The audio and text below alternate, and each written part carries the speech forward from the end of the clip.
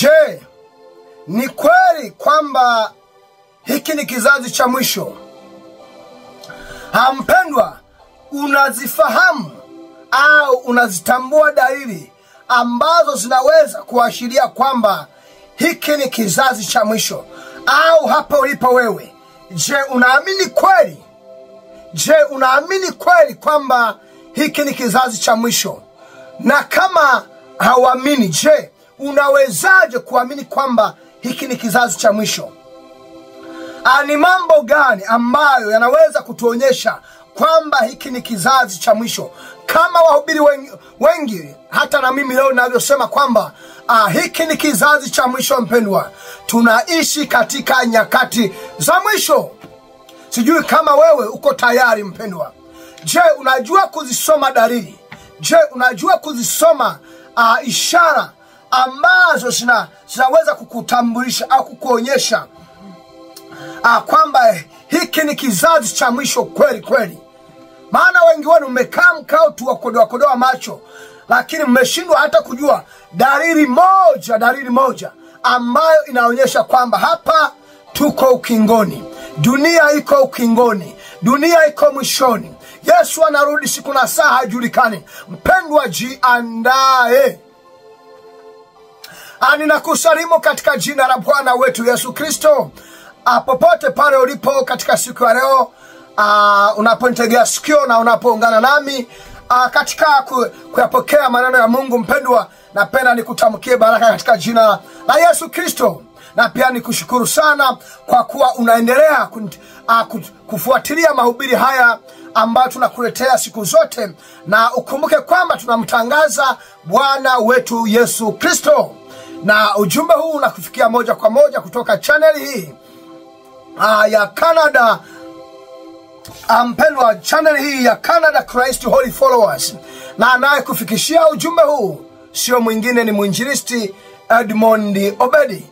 Nami nakushukuru sana mpendwa, maana ninapoona progress unazofanya, yani naona kwamba kweli kuna kitu Roho wa Mungu anakuonyesha. Sio kama mimi nakufundisha, hapana, ni Roho Mtakatifu anakuonyesha kweli mhubiri huyu anasema yale ambayo yanatokea katika dunia hii, mambo ambayo ni tahadhari kuu ambayo sisi kama wa Kristo ambao sio wafeki, wale Wakristo wa kweli. Wakristo wa kweli hawashawishiki sana na miujiza au hizi mbwembwe nyingi, maigizo mengi ambayo tunayaona katika dunia hii. Yani kila kona ya dunia, mara tokea nabii huyu anakuja na vitisho vya namna hii, mwingine akutishe kwambie dunia inaisha kesho, dunia inaisha mwaka 2026, mwingine akwambie mwaka 2030, mambo kama haya. Mkristo wa kweli hatishiki na mambo hayo, mpendwa, maana maandiko matakatifu yameweka wazi, anasema atakapokuja mwana wa Adamu, ishara zitaonekana juu. Mbingu zitakamata au zitaonyesha ishara kubwa sana. Manyota manini haya yataanza kuanguka. Na wanasema kila jicho, hata wale waliomsulubisha msalabani, anasema kila jicho litamuona. Maana wengi wanadhani Yesu kurudi atajionyesha kwa kikundi fulani, yani wale ambao wanaishi maisha matakatifu peke yao. Hapana mpendwa, yule ni Bwana wa mabwana. Akija, maandiko matakatifu yameweka wazi, kila jicho litamuona. Kwa hiyo mpendwa, wewe unachotakiwa kufanya ni kuwa tayari. Ukimwona, jicho lako isiwe natoa machozi ya huzuni, bali machozi ya furaha na shangwe na vigeregere, ukisema, oh Baba umerejea. Nilikuwa nimeishi maisha ya taabu. Nilikuwa nimeteseka vya kutosha. Na haijalishi mpendwa unapitia mateso kiasi gani. Mimi siku zote nasema, hata ukiwa kwenye hali ya umauti, yani uko katika sekunde za mwishoni hapo, yani watesi wako, wale wanaokuroga, wale wanaokuonea wivu, wale wanaofanya nini, wale wanaosema ufe, yani wanaona unachukua pumzi za mwishoni pale, yani umauti karibia na harufu watu wanaisikia. Oh Yesu, in a twinkling of an eye, kufumba na kufumbua. Haleluya. Yesu anaweza kubadilisha hali ile. Ukapata afya na uzima tele, na awe na kutamkia pendwa uzima katika jina la Yesu Kristo. Haleluya.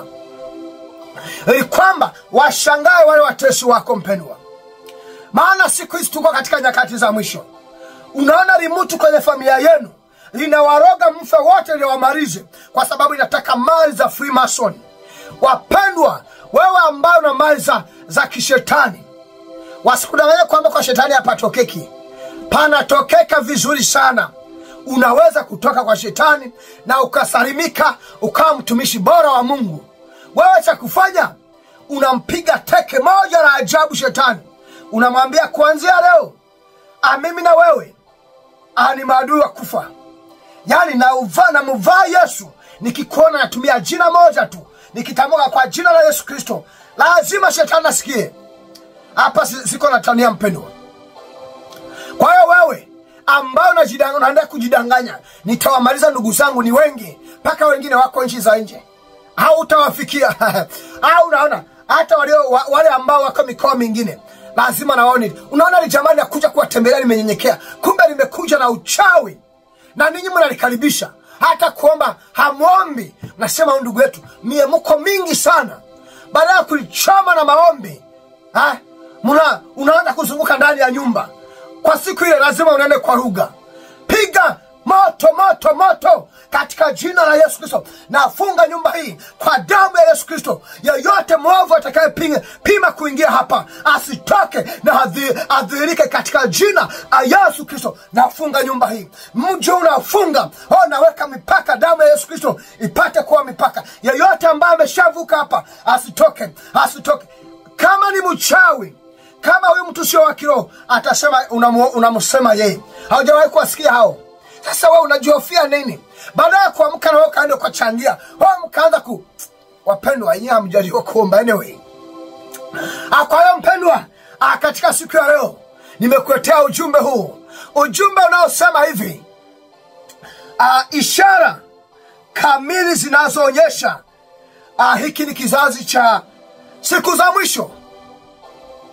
Ili kwamba yani nikusomee kutoka kwenye maandiko matakatifu, uone vizuri kwamba, au hata wewe mwenyewe ujipime vizuri, uone kwamba kweli na wewe unaweza kuwa ni mwana kizazi.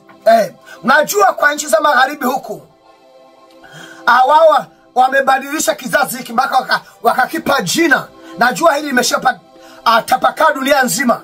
Maana hata Kenya nilikuwa nasikia wanajiita hivyo, Gen Z, Gen Z, Generation Z. Sijui hiyo Z ni maana yake ni nini? Hiyo Z sijui wewe itafute. Lakini aliyekuja na jina hilo mpendwa, anajua yeye maana ya hilo jina.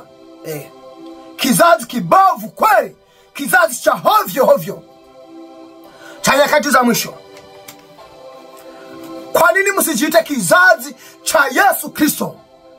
Uone kama shetani. Unaona watu wanakuwa kama vichaa. Hivi hujawahi kuona dalili kama hiyo? Yaani mtu unamuona kama ni pepo kweli. Hata kama unafanya maandamano kwa mfano, hakuna sababu yoyote ya kuanza kuharibu mali na vitu vinginevyo.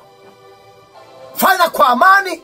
Hata ichukue miaka miwili mnaandamana kwa amani, naweza kuwa ni sawa tu. Lakini mtu unamwangalia mpaka unasema lazima huyu atakuwa na shetani. Na wengine shetani anapitia mure, wanaanza kutenda maovu ya ajabu. Kwa hiyo mpendwa, anakuuliza wewe, je, unazifahamu dalili zinazoonyesha kwamba hiki ni kizazi kweli cha Gen Z au Gen Z, Generation Z? Wewe utaenda sijui kama ni, unajua ulipokuwa unafanya ulipokuwa shuleni, wanakuambia tafuta thamani ya X. Namwambia sasa hii X inanipeleka wapi? Sasa wametuwekea Gen Z au wanasema Z kwa Marekani. Sasa wanajiita Gen Z. Unamaanisha nini? Kizazi cha kichaa au cha nini? Tafuta thamani ya Z. Sasa leo nataka nikutobolee uone kwamba kwa nini ninyi wewe unaishi kama kapepo fulani, maraya, unavuta bangi, madawa ya kulevya, Yani uzinzi, unajiuza kabisa. Wewe unaona kwamba na hii ni biashara. Mbona wazungu wenyewe wameruhusu vitu hiki, watu wanaojiuza? Kuna mataifa mengine ya bara la Asia mpaka wale watu wanakuwa wanakaguliwa na serikali kama yani ni wafanyabiashara ambao wanatakiwa wawe salama. Kwa hiyo wanaenda kufanya, wanafanywa vipimo, wanafanya umaraya. Lakini sasa serikali yao imewapa sehemu maalum. Mabinti wadogo unaweza kwenda pale ukachagua, nipe haka. Unaangalia, kana manini mazuri, leta wewe, njoo hapa. Na umevaa nusu uchi. Na serikali inakwambia hawa wako vizuri, hawana magonjwa, tunawapima. Unaona, kuhararisha umaraya. Naona unajikuta kwenye hali kama ile. Unatamani yani ungezini hata na mbwa labda. Na ndio maana wakawaita Gen Z. Kwa hiyo ninyi mnaojiita mpendwa, akukataa mambo sio mpaka ujite Gen Z. Hata ukiangalia mambo ya revolutions yaliyotokea nyuma, mambo ya kupigania haki sawa, au ukiangalia Marekani wakina Martin Luther King, katika kufanya hayo hawakwenda wanajiita Gen Z. Aliyekupa hiyo jina ni nani wewe kichaa? Kwa kuwa wameanzisha mzungu labda nchi za magharibi, na nyinyi mnafuata tu. Na ndio maana mmepokea mapepo. Na ndio maana hiki ni kizazi cha mwisho. Watu walikuwa wanaenda kwa nguvu za Mungu, wanaenda wanaomba. Kwa nini msifanye maandamano mnaomba unamtangaza Yesu Kristo? Kwa nini hayo maandamano ya vugu na fujo kama sio mapepo wapendwa? Kuna mwingine mwana anaweza kuniangalia anasema, mhubiri, mbona unahubiri siasa au nini? Sio siasa, tunahubiri wapendwa, ili kwamba muache matendo maovu. Pingani katika njia iliyonyoka. Waambie wanaohusika, mnawafahamu, mwambie wote pazeni sauti moja. Waambie tumepinga tu, tumekataa, tukubali. Sasa unaharibu vitu ambavyo tunavihitaji kesho. Wewe si kichaa. Ndio maana wakapa Gen Z jina. Kwa mpendwa, tusome maandiko matakatifu. Maana wengi wenu hamuoni tu, mnafuata mkumbo. Unaiga ya watu. Unadakia tu, unarukia mambo ya watu hao. Acha nifuate. Au na nchi zingine wanafanya hivi. Fanya maandamano ambayo ni au matendo ambayo, kwa mfano wewe unakuwa Mkristo, unaanza kufanya ujinga. Andamaneni kwa amani, fanyeni mambo mazuri. Wapendwa, tii wazazi. Anyway, tusome hapa. Mpendwa, anasema hatari za siku za mwisho. Tunasoma katika Timotheo wa pili, sura ya 3, tuanzia mstari wa 1. Andiko matakatifu anasema hivi mpendwa. Nami nasoma katika jina la Yesu Kristo.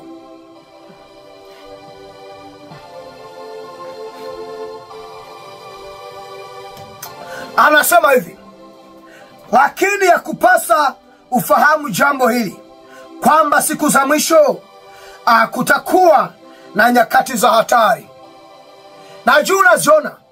Na ndio maana ninyi Gen Z mnafanya mambo ya ajabu. Sasa mambo hayo ni mambo gani? Maana tukumbuka, tunaongelea ishara au dalili kamili zinazoonyesha kwamba hiki ni kizazi cha mwisho au cha siku za mwisho. Anasema hivi, kwa maana, anaanza kutaja sasa ishara hizo. Kwa maana watu watakuwa wenye kujipenda wenyewe. Amesemaje? Ishara ya kwanza anasema kuonyesha kwamba pendwa, hiki ni kizazi kuna nchi zingine wanasema kizazi mbovu sana. Anasema ishara ya kwanza, watu watakuwa wanajipenda wao wenyewe. Hapa wewe mwenyewe unajichunguza mpendwa. Lakini ndio ishara ya kwanza. Unaona mtu anajipenda, inakuwa ni fisadi. Unavyo ukiona hao mafisadi wa serikalini, hao watumishi ambao nataka wakalie, yani aone wakalie kama donkeys na animals ya kila namna. Unajua ni kwa nini? Anajipenda yeye mwenyewe. Anataka yeye aonekane bora kuliko watu wengine. Hawa ndio watu wa kizazi cha nyakati za mwisho. Amesema, sio maneno yangu, anasema lakini ya kupasa ufahamu jambo hili kwamba siku za mwisho kutakuwa na nyakati za hatari. Na ndio maana wanadamu wa hatari wa nyakati za mwisho anajipenda mwenyewe, anataka abakie kuwa rais wa nchi, hata anajua kwamba hana qualification za kutosha, au anaona kwamba ameongoza mihula miwili, anajua kwamba sifa imeisha kuwa rais, anasema I'm not gonna move anyway. Anasema mimi ndio natakiwa kuongoza nchi hii, maana hakuna mtu mwingine. Wanajipenda wenyewe, anasema mimi ndio na sifa ya kuwa askofu. Watu wanapigania vyeo makanisani, wivu imejaa ndani ya kanisa. Kuna minong'ono, usengenyaji ndani ya makanisa, vikundi, kwa sababu kuna kamutu kanajipenda kenyewe, kanataka kufanya mapinduzi. Utadhania ni mapinduzi ya nani hii? Kwa hiyo mpendwa, anasema wanajipenda wenyewe. Anasema watu watakuwa wenye kupenda fedha. Wewe niambie, wewe nikodolea macho. Watu watakuwa wenye kupenda fedha. Mpendwa, sina miaka mingi, lakini tangia nizaliwe nikafikia umri wa kwanza kutambua mifumo ya dunia na jinsi wanadamu wanavyoishi maisha. Nimekuja kuona hapa tulipo kwamba watu sijasema ni wote, lakini naamini 99% ya wanadamu katika dunia hii wanapenda pesa kuliko wanavyompenda Mungu. Hata watumishi, na wewe unaona, na wewe unajifahamu mwenyewe. Sasa unashindwa kuelewa kweli bana, mbona Yesu amechukua nafasi ya mwisho, pesa number 1. Na ndio maana kama mtu kana ajira, kanaona ile ajira ni bora kuliko Yesu. Wanafahamu hivyo mpendwa. Kwa hiyo wewe endelea kujichunguza. Amesema kujipenda wenyewe, wanapenda fedha. Hiyo fedha yenyewe, imekuwa ni kifo cha wengi. Watu wamejiingiza kwenye vyama vya kishetani. Tunaongelea Freemasonry, vyama vya Illuminati. Wameenda kwa washirikina kufanya ushirikina, wameenda kwa waganga wa kienyeji, wamefanya mambo ya ushirikina wa kila aina, mpaka wengine wanalala makaburini, wengine wanaua mama zao, wengine wanaua watoto wao wa kwanza, na wengine wanaua baba zao, wengine wanaua sijui ndugu zao. Unafahamu mwenyewe wewe shetani, na kuambia hautapona mpendwa. Mimi nikoonye tu, kama uko kwenye watu hawa, kwenye hizi category, kwenye makundi haya, hauwezi kupona mpendwa. Mimi nikoonye tu kwamba achana na mambo ya shetani. Mpige teke moja, mwambie ukiniona shetani, kimbia kifo cha mbio za kufa mtu. Usikimbie pole pole. Mwambie shetani akikuona akimbie mbio za kufa. Hata kama ni kwenye moto, ajitumbukize kwenye moto. Vinginevyo utamwashia moto unaozidi moto. Acha hayo mambo ya ushirikina mpendwa. Kwa anasema wanapenda fedha. Awaje kujisifu. Ushawaona mtu ana hela zake, mihela mingi kweli, anajiona mwingine anaona ana elimu yake, hata wahubiri unawaona, watumishi wapo, mwingine anajiona yeye ana upako kuliko watu wengine. Ana sijui ni askofu mkuu, mchungaji kiongozi, sijui ni nabii mkuu, nabii bora, mzee wa nini. Mambo ya ajabu wa kujisifu. Mwingine anajisifu kwa sababu ya uzuri wake. Mimi asio mweusi, asifanani kama mwinjilisti Edmond. Mimi ni mweupe, angalia. Weupe wako hautakufa ndugu. Hata uwe nani, sote tuna mapua yananusa chini kule mpendwa. Na nikuibia siri, wewe ni udongo. Na ndio maana mimi sikubali na kamwe sitokubali kwamba kuna mwanadamu aliye na thamani kuliko binadamu mwingine hapa duniani chini ya jua. As long as sote tumeumbwa na Mungu kwa mfano wa Mungu. Labda wewe umetengenezwa na shetani, umeumbwa kwa mfano wa shetani, na shetani mwenyewe ndio amekuumba. Hapo utaniambia, utanipa maelezo mengine. Lakini kama sote tumeumbwa na Mungu, pendwa, ametumia material ile ile Na ndio maana hata wewe una mali kiasi gani, ukifa hakuna naye kuzika mbinguni kwa Baba. Wewe unaingia vumbini ulikotoka, unaoza. Sijui kama mpendo unanielewa. Maana sikia huzuni kubwa sana. Wewe unajida, nina mashepu, angalia mimi. Watu naanza, vijana nataka unamwangalia unasema, yani wewe ndio kunioa mimi. Au mwingine kijana angalia binti, wewe ni mweusi bwana, mimi siwezi kuoa. Wewe uliumba wewe. Watu wengine mnajiletea matatizo kwa sababu ya kujisifu kwenu, ya kiburi mcho nacho. Maana hapo utaona wengine wana kiburi cha uzima. Hizi ndio dalili mpendwa, au ishara. Usiende kutafuta pengine. Hapa kwenye 2 Timothy au Timotheo wa pili sura ya 3 anasema hivi, wenye kujisifu. Alafu anasema wenye kiburi. Na wewe unajua kiburi hicho, yani mtu ana kiburi akikuangalia kama vile anatamani ufe. Yani kana kwamba angekuwa na uwezo wa kucontrol au wa kuregulate hiyo oksijeni, hewa unaopumua, angeikata moja kwa moja ukafa. Anakuangalia hivi. Anakuangalia kuanzia miguuni, anapanda mpaka anatema na mate, anatamani ufe. Mwenye kiburi cha uzima anajiona anakuchukia wewe. Pendwa, mimi nawaambia watu, Yesu aliweka wazi. Aliwaambia watu imeandikwa jino kwa jino. Mtaki kutwanga ngumi mtwanga nyingine. Yesu akawaambia hapana, sio hivyo. Anayefanya vile mgeuzie, akipiga kofi mgeuzie upande mwingine. Sijasema kwamba yani wewe uende kupiga kofi mtu ugeuze tena. Hapana, toka pale mpendwa. Lakini sasa wewe mpendwa, usilipe baya kwa baya. Ndio Yesu anakuambia. Baya kwa baya. Kwa hiyo anasema wenye kiburi. Mwingine amefanikiwa nyumbani kwao, anaona kwamba wewe hauna thamani ya kwenda nyumbani kwao. Wenye kiburi cha uzima. Pena tunaongelea watu au dalili zinazoonyesha wazi kwamba hiki ni kizazi cha mwisho. Yani kuna mtu anaamini, yani wanaweza kuona wewe unavyoishi, wao wana marumaru, wamejenga nyumba nzuri sana nini, anaona kwamba kwao yani haustahili hata kukanyaga kwenye mlango au kwenye geti lao. Anasema hapana, haukidhi viwango.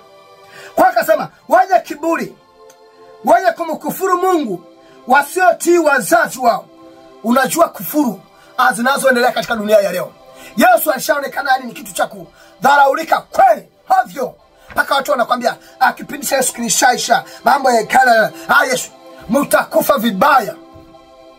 Wazazi siku hizi, watoto wenu ambao wamebadilishwa na kuwa Gen Z, yani mzazi akisema wanamwangalia yani wewe na kushangaa, havyo mzazi aliyekuzaa wewe.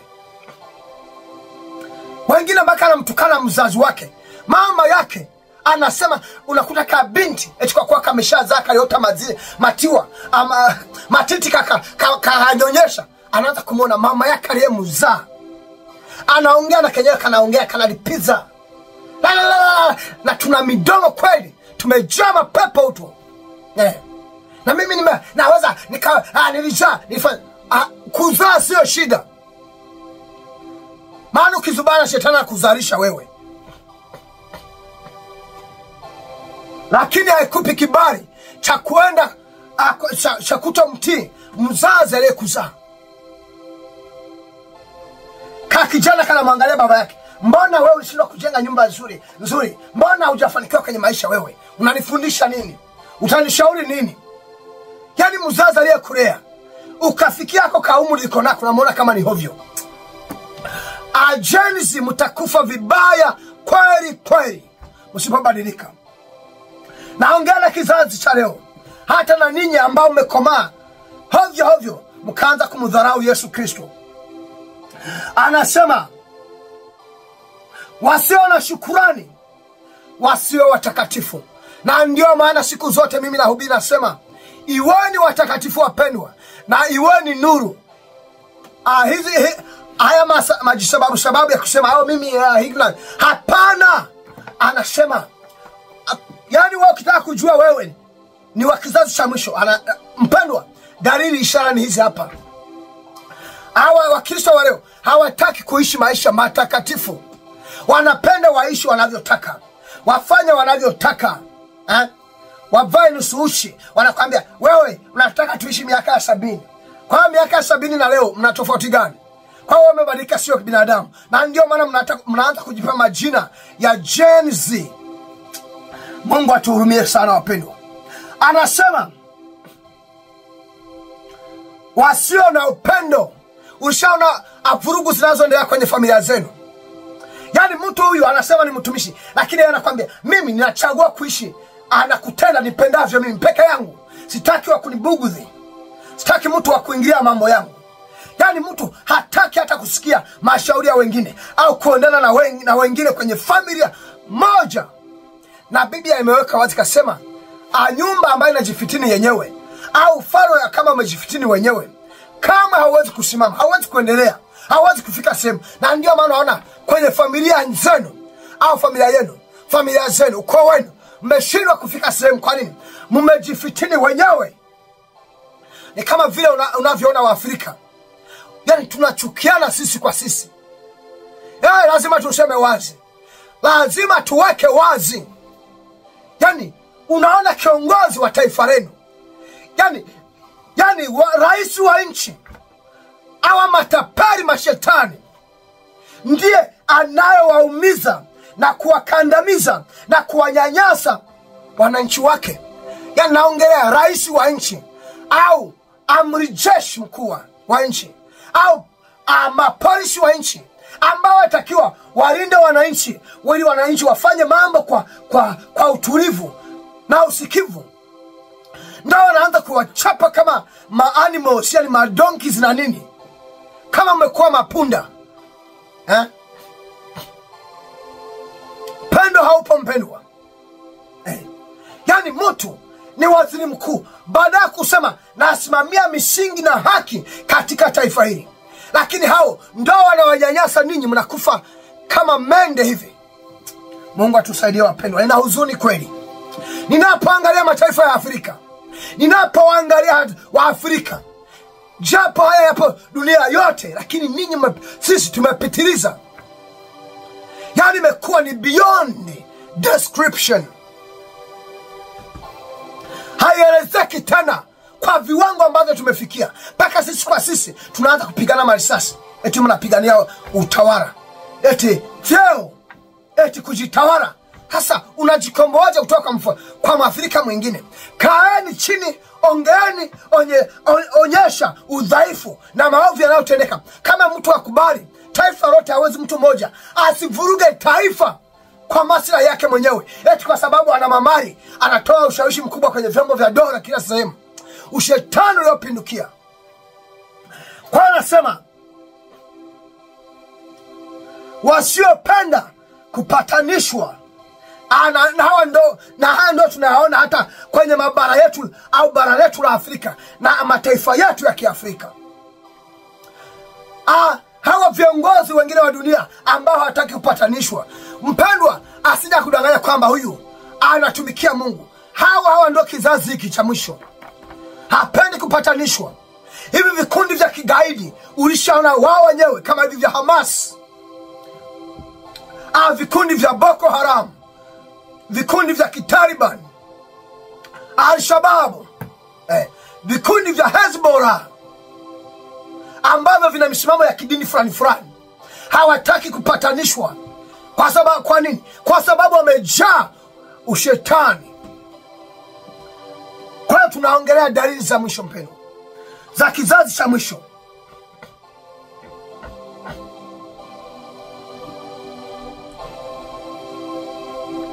Anasema wasingiziaji.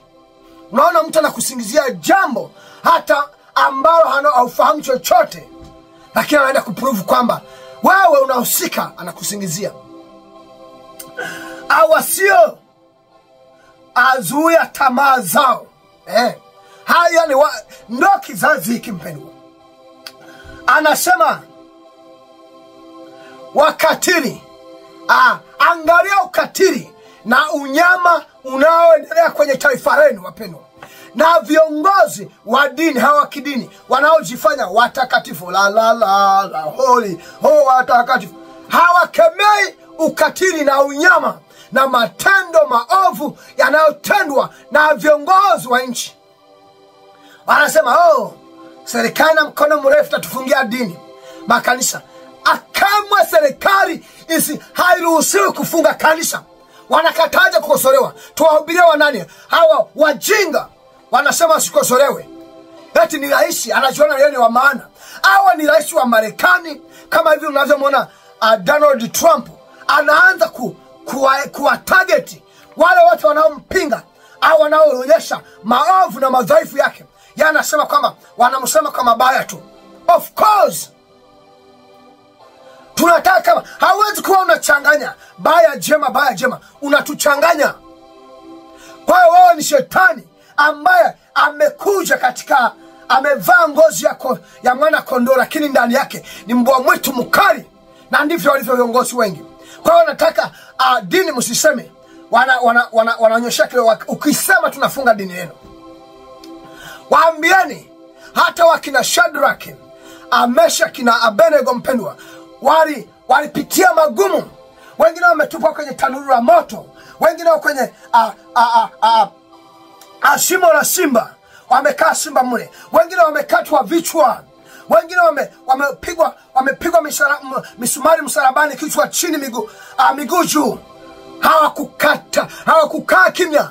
Ukumbuke walikuwa wanapinga unyama, ukatili na uovu wa waovu kama hao viongozi wenu wa serikali, kizazi cha Gen Z. Kwa hiyo anasema wakatili, wasiopenda mema. Na ndio maana yani kama Waafrika sijui tuna laana gani, inatakiwa tuanze kuhubiri injili ya kuwakomboa Waafrika. Injili ya kuwakomboa Waafrika. Maana hampendi mema, ni ukatili na unyama wa kila namna. Muna mapepo gani wapendwa? Pokeeni ukombozi na wokovu katika jina la Yesu Kristo. Yani unyama, ukatili, hampendi mema, ni unapenda watu yani kutekana, mauaji ya kinyama, mauaji ya kila namna. Na serikali nasema watu. Yani serikali ina jeshi, wanajeshi ambao wamepata mafunzo ya kuweza kuwa wapelelezi. Wanajeshi hivi, alafu nasema watekaji hawajulikani. Yani mtu ametekwa leo, mwingine kesho, au mauaji yametokea leo, ni nani? Na ndio maana tu kwa mzungu mpendwa, hawezi kufanya mambo hayo ukasema yani umeenda tu, hakuna anayeweza kupata. Wao hata kesi zinakaa miaka 40, lakini mwisho wa siku anakuja kujulikana yule mtu. Lakini kwa Afrika ni nani anayefanya? Mejaa mapepo viongozi wote hao. Kwa akasema hawapendi mema, anasema wasaliti. Unajua hata kwenye ndoa yako, na sio kwenye ndoa tu, wewe umepanga umekaa na mtu akasema bwana sisi tusimamie mema, ndio anaenda kusema kwa wale wakatili. Kwa anasema wasaliti, wakaidi, waliojaa majivuno, wapendao anasa zaidi kuliko kumpenda Mungu, wakiwa na mfano wa utauwa, yani wakiwa na mfano wa kumcha Mungu kwa nje, lakini anasema wakizikana nguvu za Mungu. Anasema jiepushe na watu wa namna hiyo. Na hawa ndo wa Kristo wa kizazi tulicho nacho. Kwa nje wanacheza, wanaruka, wanajionyesha kama mambo kama hayo. Mimi nazita ni mbwembwe, na maigizo mengi, afujo za ajabu hizo. Yani wakuonyeshe kwamba wanamkubali Mungu. Anakuja shalom, Bwana Yesu asifiwe mtumishi, haleluya, umeficha dhambi, unataka nikusaidie nini? tengeneza na Yesu. Mimi siku zote wanaambia wapendwa, haya maisha, kama wewe hauwezi kuwa mwaminifu kwako binafsi, umeshakufa vibaya kuliko mtu yeyote. Haya maisha yako hayahusiani na mtu mwingine. Na ndio maana maandiko matakatifu yanasema wazi, utabeba mzigo wako mwenyewe. Kwa hiyo kama unanitisha, au mimi natenda madhambi na kuficha wewe, nimekusaliti au umesaliti mke wako, au umemsaliti mume wako, nadhani ni sawa, Mungu anasema nitatubu. Unaweza kufanya dhambi ile siku usipata nafasi ya kwenda kutubu, au ukashindwa kutubu kasema labda mpaka niende Jumapili kutubu kanisani. Pendwa, omba msamaha ukitenda dhambi na usirudi huko tena. Lakini ninyi mmeshafanya mazoea sana. Unatenda dhambi leo, kesho unatenda tena, kesho yake unatenda, unatenda. Na wengi wenu ndivyo vile mpendwa. Maandiko matakatifu yanasema kwamba siku ya mwisho itakuja kama vile mwivi au mwizi. Inakuja wewe ukutegemea. Sio kwamba utaona kama Yesu amerudi, au utaona Yesu amerudi, lakini wanasema it is too late. Yani umeshachelewa. Akitokea Yesu, ukienda kanisani hautamwona kukuombea. Unataka uombewe nini? Unataka utubu, lakini wanasema hapana, ni siku ya hukumu. Kwa hiyo utakuwa umeshachelewa. Kwa hiyo mpendwa, usiwe mjinga kiasi hicho. Kaa na Yesu mpendwa. Unaona kizazi cha leo wanasema, na ndivyo ilivyo. Wanasema hapa kwenye maandiko matakatifu, wanaonyesha kwa nje kwamba wanautaua, wana hali ya kumcha Mungu. Na ndio maana hapa mstari wa 7 amesema hivi, wakijifunza siku zote, lakini kamwe wasiweza kufikia ujuzi wa kweli. Na ndio maana unaona ninyi mnajifunza sana kimwili, kwa nje, kwa kuwatafuta walimu wa neno, sijui wanani. Na ndio maana mnashindwa kuelewa, wala hamfikii kweli, kwa sababu kweli haipatikani kwa mtu, inapatikana kwa yeye aliye kweli, na ni Yesu mwenyewe. Na utaipata kupitia Roho Mtakatifu, akikufunulia, akikufundisha, akikujuza haya yote ambayo umekuwa wewe unajiuliza mpendwa. Mpendwa, sasa niamini kwamba kwa neno hili ya leo umeweza kuona wazi kwamba hiki ni kizazi cha siku za mwisho. Mimi sikutabirii, sisemi kwamba dunia inaisha kesho au inaisha mwaka gani, maana nitakuwa ni mwongo kuliko shetani mwenyewe. Maana siku ile maandiko matakatifu yamesema wazi, siku ile ya kuja kwa mwana wa Adamu hakuna aijuai, wawe ni malaika mbinguni, awe ni Yesu mwenyewe. Sasa mpendwa, hakuna mtu ambaye Mungu amempendelea katika dunia yote na mbinguni. Hakuna mtu ambaye Mungu amempendelea kuliko Yesu mwenyewe, kuliko Yesu. Na sasa cha kushangaza, hata huyu Yesu mwenyewe Mungu hajamwambia siku ile ya kuja kwake au ya kurudi kwake au siku ya mwisho itakuwa siku gani. Kwa hiyo yeyote ambaye ni mtumishi wa Mungu, mimi nawaonya, aache kutudanganya seme mwaka fulani dunia itaisha. Huyo amechanganyikiwa, ni shetani. Kwa hiyo mpendwa, najua na niamini kabisa kwamba leo umepata kufahamu na kujua kwamba ndio maana kizazi hiki kinajiita Gen Z. Maana wanakuambia tafuta na thamani ya Z. Sasa thamani ya Z mpendwa ni hizi ishara ambazo nimetaja hapa. Watu ambao ni wenye kujipenda, watu wenye kupenda fedha, watu wenye kujisifu, watu wenye kiburi, watu wenye kumkufuru Mungu, wasiotii wazazi wao, wasio na shukrani, watu wasio watakatifu, watu wasio na upendo, watu wasiopenda kupatanishwa, wasingiziaji, watu wasiozuia tamaa zao, watu ambao ni wakatili, watu ambao wasiopenda mema, watu ambao ni wasaliti, watu waliojaa majivuno, watu wasio wapendao anasa zaidi kuliko kumpenda Mungu, watu ambao wanaonyesha mfano wa utaua kwa nje, lakini ndani yake mpendwa wanakataa au wanaupinga na kubisha ukuu wa Mungu aliye hai. Na ndio maana mnajifunza au wanajifunza siku zote, lakini kamwe wasiweze kufikia ujuzi wa kweli. Mpendwa, niamini kwamba neno hili limekubariki. Usisahau kusambaza ujumbe huu kwa watu wengine ili kwamba nao wapate kubarikiwa. Mpendwa, nakubariki katika jina la Yesu Kristo. Amina.